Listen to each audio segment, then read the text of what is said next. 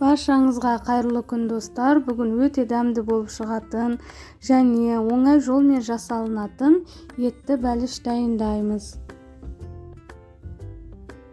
Ол үшін бізге қажетті заттар ұн, сары май, жұмыртқа және айран қажет болады. Айранға 1 шай қасық толтырмай ас содасын салып, жақсылап араластырамыз.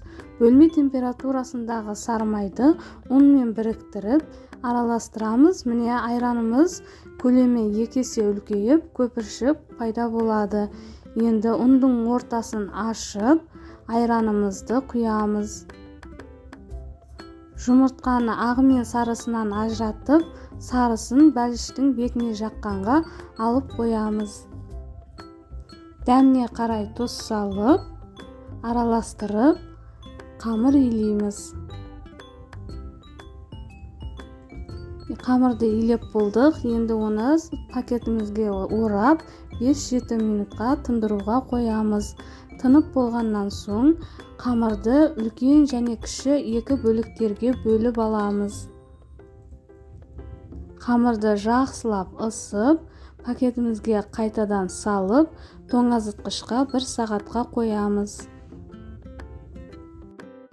Енді салмасын дайындаймыз. Ол үшін тартылған етке ұсақтап туралған пияз және картопымызды саламыз. Дәміне қарай тұз, қара бұрыш салып, жақсылап араластырамыз.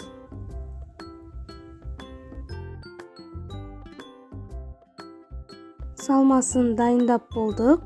Енді тоңазытқыштан қамырымызды шығарып, қамырдың үлкен бөлігін жұқа етіп жаямыз. Және листімізге қамырдың үлкен бөлігін шетін шығарып орналастырамыз. Екінші қамырымызды жайып аламыз және салмасын салып, қамырдың барлық жеріне бір тегіс етіп жаямыз. Екінші қамырды бетін жауып, салмасының